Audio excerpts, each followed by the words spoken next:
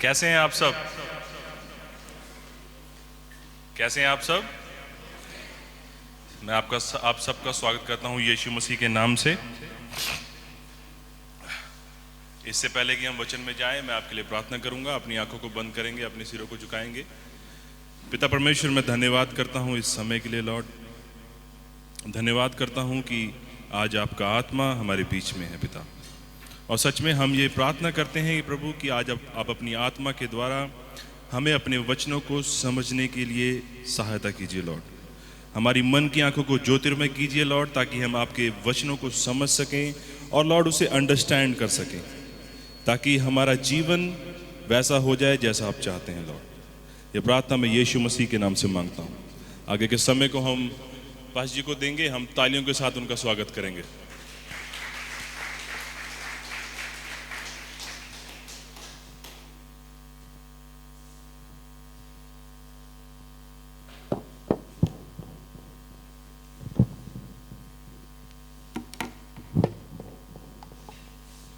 Hallelujah, praise the Lord.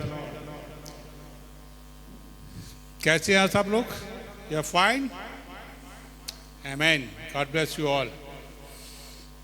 So thank you Holy Spirit, you are here.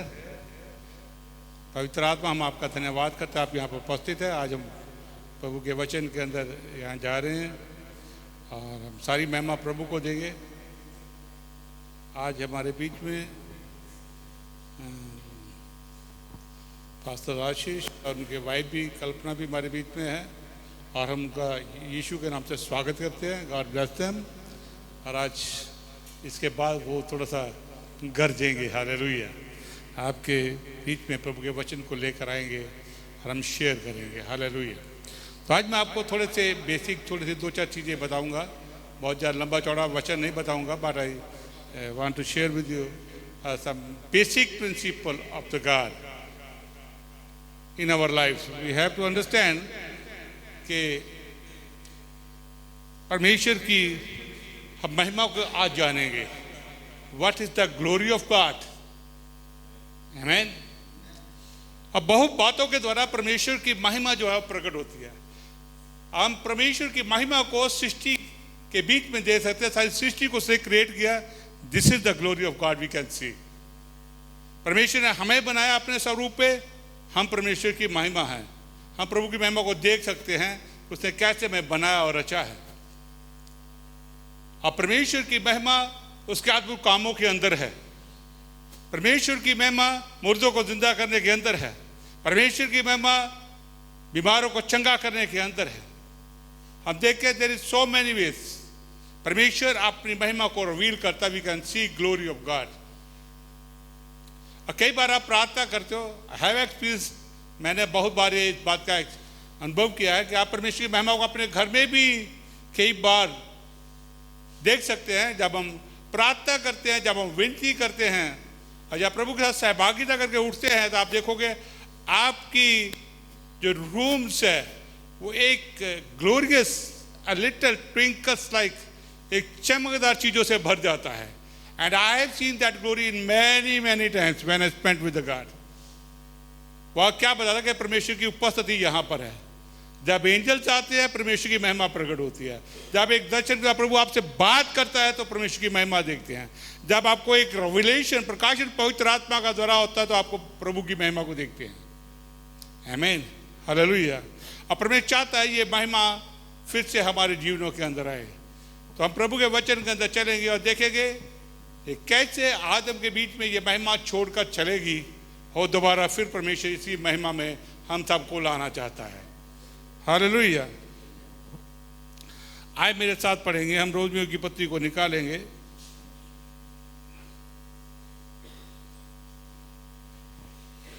तीन का 23।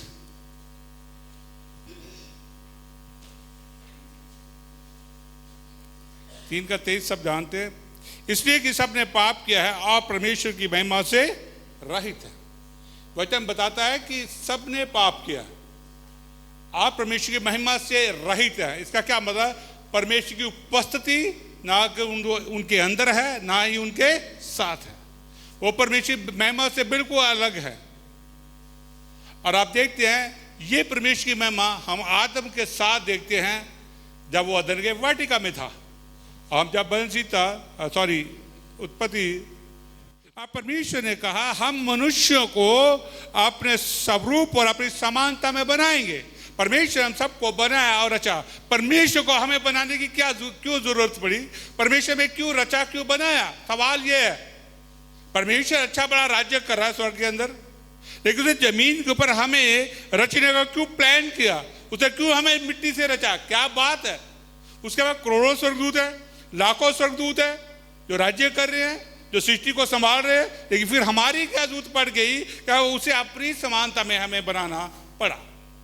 इसका जो बेसिक प्रिंसिपल ये है, सिद्धांत बताता हूं, क्योंकि जब परमेश्वर ने एक फिजिकल वर्ड की क्रिएशन की, जब सारे संसार की उत्पत्ति की एक फिजिकल वर्ड के अंदर की, तो हम जानते हैं प्रभु का वचन कहता है कि परमेश्वर आत्मा है। वो फिजिकल बॉडी में रहता, वो एक आत्मा है। लेकिन परमेश्वर का एक सिद्धांत है, एक प्रिंसिपल, एक रूल्स है कि जब परमेश्वर सृष्टि की रचना करती तो परमेश्वर इसके अंदर डायरेक्ट इंटरफीयर नहीं कर सकता, आत्मा इसके अंदर कार्य नहीं कर सकता। तो God needs a body, a human being that will work as a manager on the earth. जमीन के ऊपर वो एज मैनेजर काम करे और परमेश्वर उसके द्वारा काम करता है। आज भी परमेश्वर जो है डायरेक्ट एंट्री कभी नहीं देता, वो चुनता है और चुने हुओं के द्वारा काम करता है। हालेलुया। और यही प्रिंसिपल शैतान को भी पता था कि अब ये सृष्टि रची गई है, मैं इसके बीच में दखलंदाजी नहीं कर सकता, क्योंकि ये परमेश्वर का लॉ है, जिसे डिवाइन लॉ, ये डिवाइन प्रिंसिपल है। तो उसने क्या बोला? उसने भी जब आदम और हवा को बहकाया तो क्या लिया उसने सांप के शरीर में होके बात की, उसे डायरेक्ट बात नहीं की, वो कर ही नहीं सकता। अगेंस्ट द सुपरनेचुरल लॉ वो नहीं कर सकता था। He needs a body. The devil comes in the body of snake and उसने उसी के द्वारा आदम हवा से बात की, और वो जानता था कि मुझे क्या करना है। एक उसे बहकाया, और हम इस स्टोरी को जानते हैं, और आदम और हवा उसके फंदे में आ गए। हालेलुया। द मोमेंट जो प्रभु ने कहा था ये फल नहीं खाना है, वही खा लिया। आमीन। द मोमेंट उन्होंने उस फल को खाया, immediately the glory of the God left them. उसी वक्त परमेश्वर की महिमा उनसे उठ गई, अलग हो गई, एंड होली स्पिरिट लेफ्ट कर दी, उनको छोड़कर चला गया आत्मा। और वो क्या बन गए? सिर्फ एक फिजिकल मनुष्य, एक शारीरिक मनुष्य सिर्फ बनकर रह गए। अब प्रभु की उपस्थिति उनके साथ नहीं थी, अब उनके पास जीवन नहीं था, अब उनके पास शांति खुशी नहीं है रहने वाली, अब वो सारी जिंदगी नहीं रहेंगे। अब बुढ़ापा भी आ गया, बीमारियां भी आ गई, क्योंकि महिमा उठ गई। महिमा अलग होगी तो सब चीजें एंटर करती हैं, दुख, पीड़ा, क्लेश, चिंता, बीमारियां, बुढ़ापा, मृत्यु। Glory left. परमेश्वर को पता था। अब क्या हुआ? स्केप्टर किसके हाथ में आ गया? राज्य किसके हाथ में चला गया? शैतान ने। रोमियो कहता है 5वां अध्याय कि शैतान ने मौत के द्वारा सारी पृथ्वी के ऊपर राज्य किया। थ्रू डेथ उसे राज्य करना शुरू कर दिया। लेकिन परमेश्वर जो योजना ओरिजिनल में बनाता है उसको कभी मिस नहीं करता है, उसको पूरा करना होता है। He has a plan. उसको उसकी योजना थी कि हम इस सबको बनाएंगे, रचेंगे। उसने क्या कहा? जब हवा को बोला तो क्या बोला? इसी के द्वारा, इसी का पुत्र तेरे सिर को कुचलेगा और जो स्केप्टर तेरे पास है वो वापस आएगा। आप जानते हैं, द मोमेंट ये भविष्यवाणी अदन की वाटिका में हुई, परमेश्वर ने कहा, उसी दिन से शैतान मनुष्य के पीछे लग गया। उसको पता था कि इसी स्त्री के वंश से एक ऐसा उद्धार करता आएगा जो मुझे हराएगा और मेरी सारी सामर्थ को वापस लेगा। That's why in the beginning, from the very beginning, शैतान जो है वो मनुष्यों की जो ब्रीड्स है, हमारी जो नस्ल है, उसे तबाह करने पे लगा हुआ है from the very beginning. Hallelujah.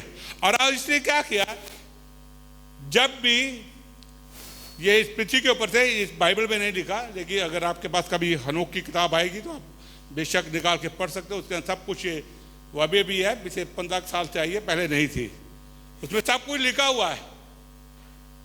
परमेश्वर ने एंजल्स भेजे, नीचे भेजे आदम के अगुवाई करने के। 200 एंजल, 200 एंजल्स वर सेंट। उनमें कुछ मेजर एंजल्स थे जिनके पीछे बाकी एंजल काम कर रहे हैं। उनका क्या काम था कि आदम को, वंश को गाइड करे ताकि वो शांति से पृथ्वी बने रहें। और इन एंजल्स के पास इतनी पावर थी जो परमेश्वर उनको दी हुई थी कि वो जो चाहे कर सकते थे। लेकिन शैतान ने उनको बहकाया। उनको मनुष्य की स्त्री अच्छी लगी, वो उतर आया, उन्होंने शादी की। और वहां से क्या पैदा हुए, उनकी शादी से क्या पैदा हुए, बड़े बड़े बड़े बड़े बड़े बड़े मनुष्य पैदा हो गए। आप जानते, अभी आप पढ़ते हो ना कई बार, ये क्या किया उन्होंने, जो ह्यूमन की ओरिजिनल ब्रीड थी उसको मिक्स ब्रीड बना दिया कि वो जानते थे इनके द्वारा उद्धार करता नहीं आ सकता। शैतान ये काम किया जमीन के ऊपर। हालेलुया। हमारे इतिहास में पढ़ो, महाभारत में पढ़ो, महाबली कोई 6 महीने सोता है, कोई 100 फुट का लंबा है। इनको नेफ्लिम्स बोलते हैं, बाइबल इनको नेफ्लिम्स बोलती है। नेफ्लिम्स की पूरी नस्ल जमीन के ऊपर आ गई। और जहां पर भी उन नेफ्लिम्स को एक आम साधारण मनुष्य नजर आता था, उन्हें मारते थे, खाते थे। इतना अत्याचार उन्होंने कर दिया था।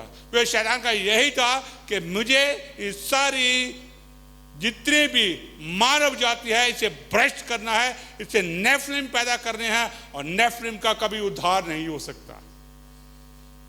मनुष्यों का उद्धार है, उसका नहीं। इसलिए उत्पत्ति 6 के अंदर लिखा है कि सारी पृथ्वी भ्रष्ट हो गई थी, सारी पृथ्वी भ्रष्ट हो गई थी। परमेश्वर ने कभी नहीं चाहता मनुष्य हथियार बनाना सीखे। परमेश्वर नहीं चाहता कि वो एस्ट्रोलॉजी सीखे। परमेश्वर नहीं चाहता वो जादू टोना सीखे। परमेश्वर नहीं चाहता वो बॉल ब्रीड सीखे। ये प्रभु के प्लान में नहीं था। उसने एंजल को कहा था ये चीजें आदम को मत सिखाना, लेकिन उन लोगों ने आके यही सिखाई। हालेलुया।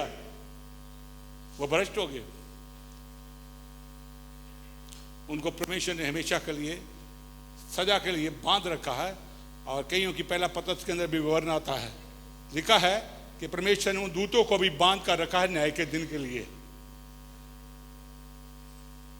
और लेकिन उस वहां पर बचाया प्रभु ने।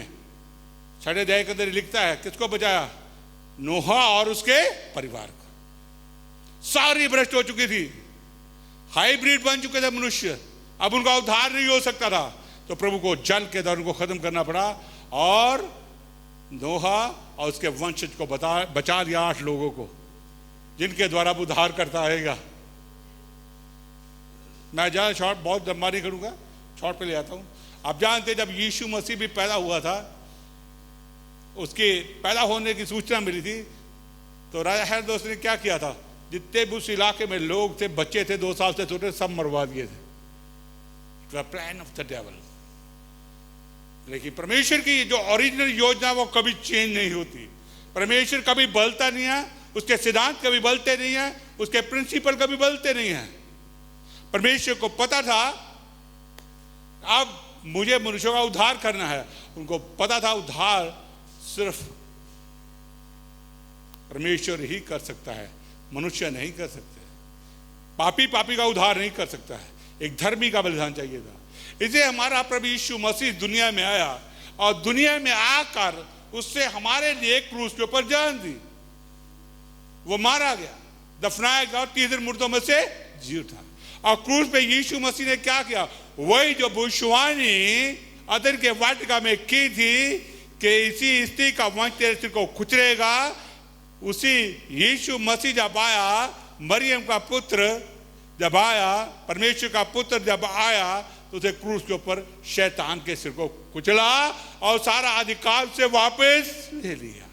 इसलिए यीशु ने जब जिंदा हुआ सबसे बड़ी और सबसे पहली स्टेटमेंट यही दी, देखो मुझे पृथ्वी और स्वर्ग का सारा अधिकार दे दिया गया है, इसलिए जाओ और जाके खुशखबरी सुनाओ। हालेलुया। जब ये बात हो गई और प्रभु ने क्या कहा, वेट पिता के वादा होने का, पूरा होने का इंतजार करो। हालेलुया। जब रोम प्रेरितों काम 1:8 में पढ़ते हम, इंतजार करना जब प्रभु ने वादा किया है। तब हम देखते हैं यरूशलेम के अंदर 120 लोग प्रार्थना कर रहे थे। प्रेरितों काम दूसरी पुस्तक के अंदर देखते हैं, हालेलुया, परमेश्वर की महिमा स्वर्ग से फिर वापस मनुष्यों में लौट आई। पवित्र आत्मा फिर से जमीन के ऊपर बहा दिया गया मनुष्यों के बीच में, ताकि वही मनुष्य जिनसे महिमा अदन के वाटिका में छिन गई थी, वही महिमा हमें लौटा दी। हालेलुया। सब लोग पवित्र आत्मा से भर गए, अन्य भाषा बोलने लगे। आप जानते हैं जब परमेश्वर की महिमा आपको अंदर और बाहर से ग्रैब करती है तो क्या होता है, आपके अंदर ऐसी खुशी भर जाती है जिसका लेवल इतना ऊंचा है कि संसार की कोई भी चीज छू नहीं सकती है। वो शांति का लेवल इतना बड़ा हो जाता है कि कोई शांति उसके मुकाबले नहीं रहती। आप परमेश्वर की मैजेस्टी, उसके स्प्लेंडर, उसकी महिमा को आपके जीवन के अंदर प्रकट होते देखते हैं। I know that. I have experience. मुझे अभी भी याद, मेरा उद्धार हुआ था 2 साल तक, क्योंकि पंजाबी पास्टर था, पंजाबी सिखाया, मैं पजामा कुर्ता पहन के घूमता था, सफ़ेद पजामा कुर्ता पहनना। लेकिन जब आहिस्ता आहिस्ता मच्योर हुए, बड़े हुए, समझ आई, फिर हमें समझ लगा नहीं, पैंट कमीज भी पहनना जरूरी है। एंड वन थिंग, यहाँ तक सिखाया था आधी बाजू की शर्ट भी नहीं पहन के खुदा के पास जाना है। अब मैं आधी बाजू की शर्ट भी नहीं पहनता था। आजकल तो डॉलर निकाल के घूमते हैं चर्च में। It was the love and the fear of the God, because महिमा को हमने देखा था। I have seen that. वो महिमा स्टिल हमारे अंदर है, वो साथ है, और हम रोज उसकी महिमा को देखते हैं। वो महिमा परमेश्वर अब हमारे बीच में लौटा दी है। अभी भी कई लोग चर्च में आते हैं, कलीसियाओं में आते हैं, लेकिन वो महिमा उनके पास है नहीं है। इसलिए उनको चर्च में आने के लिए बड़ी दिक्कत, उनको बड़ी परेशानी होती है। उनको आपको चर्च में बुलाने के लिए 10 बार बोलना पड़ेगा, क्योंकि they have not seen that glory, that Splendor, that majesty, that glorious happiness, the level of peace and level of happiness, the presence of the God, they have never experience. इसलिए वो महान परमेश्वर की आराधना के लिए उनको लाना भी बड़ी मुश्किल की बात हो जाती है। उनको संसार की छोटी छोटी चीजें भटका कर अपने पीछे लगा देती है। हालेलुया। लेकिन उस ग्लोरी के सामने दुनिया की कोई भी चीज कहीं पर महत्व नहीं रखती है। आमीन। हालेलुया। हमारी उसके सामने महत्व क्या है? हमारे उसकी महिमा के सामने आज किसको महत्व देते हैं? माय जॉब, मेरा काम, मुझे वहां जाना है, that is my much important for me. तो हम ग्लोरी को कितना छोटा कर दिया। हमने मसीह के साथ ऊपर उठने के बजाय, मसीह के साथ ऊपर उठने के बजाय, मसीह इसीलिए हमारी समानता में आया ताकि वो हमें अपने लेवल पर लेकर जाए। हमने उल्टा क्या कर दिया? हालेलुया, मसीह को ही अपने लेवल पर ले आए। ये है डाउन, नथिंग, नो इंटरेस्ट। कोई वर्शिप का इंटरेस्ट नहीं, कोई उस ग्लोरी, उसकी महिमा जो आपके अंदर भरी पड़ी है, उसके बाद प्रभु की आराधना करने का मन नहीं होता हमारा। वी आर मोस्ट इंपॉर्टेंट, दुनिया की सब चीजें हमारे लिए इंपॉर्टेंट है accept the glory of the God. I have seen, I daily seen. कल मैंने देखी शाम को, मेरे बाथरूम के बाहर बहुत सारी महिमा को देख रहा हूं। आई जस्ट वांट, जब आप दिल से प्रभु यीशु मसीह में विश्वास करोगे, मन फिरा लोगे, लिखा है कि सबने पाप किया, आप परमेश्वर की महिमा से अलग हो गए। अब हमें उस महिमा को लेना है। वो मन फिराए बिना नहीं आएगी, और झूठा मन फिराना नहीं, सच्चा मन फिराना।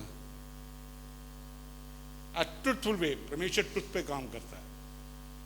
मेरा मन बदल गया तो बदल गया, नथिंग, उसके सामने कुछ भी नहीं है। हालेलुया। इसीलिए परमेश्वर इस जमीन के ऊपर कभी डायरेक्ट काम नहीं करता है, ना ही शैतान काम कर सकता। अब जानते शैतान भी अपने एंजल्स, अपने लोग को यहाँ उसने खड़ा कर रखा है। कोई जादू करने वाला है, कोई बाबा है, कोई कुछ बना हुआ है, कोई कुछ बना हुआ है, because devil work through them. लेकिन परमेश्वर यीशु मसीह पे विश्वास करने वालों को अलग करता है और उनका उद्धार करके अपनी महिमा को उनके अंदर भर देता है। वो परमेश्वर की महिमा करते हैं, वो represent the God on earth. वो प्रभु के किंगडम को जमीन के ऊपर लाते हैं, वो प्रभु के राज्य को लोगों के बीच में लेकर आते हैं। परमेश्वर हमारे द्वारा काम करता है। Without us God will nothing do. आमीन।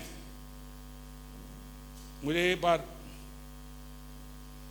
अभी भी याद आई, एक साउथ कोरिया का बहुत बड़ा कंपनी का सीईओ था। When he see the glory of the God, उसका उद्धार हुआ। उसने उसी वक्त वो सारे काम को छोड़कर प्रभु के किंगडम के लिए चला गया। पता उसने के शब्द क्या थे? हालेलुया। मैं सीईओ रहा, इतनी बड़ी कंपनी का मालिक रहा, मेरे पास इतना धन दौलत है, मेरे पास दुनिया की इतनी ताकत है, इतने घर हैं, पता नहीं क्या क्या कीमती चीजें हैं, लेकिन ये सारी परमेश्वर की महिमा के सामने कूड़ा और करकट लगती है। आमीन। उससे सब कुछ सीईओ का पद छोड़ दिया। Take it. उसको दोबारा बुलाया फोन पे, सर आप आ रहे हो? Come back, take charge. No, I not need this CEO post. I need no anything more because I know the glory of God. मैं परमेश्वर की महिमा को जान गया, उससे कीमती कोई चीज नहीं है मेरे जीवन के अंदर। That is the way of living in faith, by faith. Hallelujah. और वो महिमा परमेश्वर आज सबको देना चाहता है, हर उसको जो यीशु पे पूरे हृदय से विश्वास करता है। जब आप उसकी महिमा में रहना शुरू कर देते हो, हालेलुया, उसकी प्रेजेंस में रहना शुरू करते हो, आपकी फेवर बहुत याद से उसके सामने भर जाती है। आप कुश्ती में रहते हो, उसकी उपस्थिति आपके बीच में रहती है, आप उसकी उपस्थिति में बने रहना पसंद करते हो, तो आप जहां जाओगे विजय आपकी होगी, क्योंकि परमेश्वर की फेवर आपके साथ होगी। आप जहां जाओगे जस्टिस आपके साथ होगा, प्रभु आपके शत्रुओं से लड़ेगा, नए आपकी फेवर में आएगा। आज जहां जहां जाओगे वहां वहां पर आप लोग के जीवन के अंदर इंपैक्ट डालोगे, प्रभाव डालोगे। That's the glory of God. Hallelujah. It's so powerful, amazing, the majesty of the God, the glory of the God is so splendid. इसके सामने कुछ भी नहीं रह सकता। इसलिए आज प्रभु के एक ही मकसद है कि अपने पुत्र यीशु मसीह के राज्य को पृथ्वी के ऊपर बढ़ाए। उसके लिए चैन उसने हमें ही बना दिया है, ठहरा दिया है। इसीलिए यीशु ने एक सबसे बड़ी गंभीर स्टेटमेंट दे दी कि पृथ्वी और स्वर्ग का सारा अधिकार मुझे दे दिया गया है। और ये किसको दिया जाता है बाद में? हर एक उसको जो यीशु पे विश्वास करता है, ताकि उसकी महिमा में चले फिरे, वो महिमा में लिवे। महिमा में क्या है? चंगाई है। महिमा में क्या है? जीवन है। हालेलुया। आप सबके पास जीवन है। हालेलुया। यीशु की बात हो रहे हो, कहां पे आएगा? बादलों पे। तो लगता कुछ तो दो ही नहीं चाहिए। कितने लोग हैं जो चाहते हैं कि यीशु आएगा मैं साथ जाऊंगा? आवाज कम आई, हाथ ज्यादा हो गए। हालेलुया। आमीन। Oh, glorious God is coming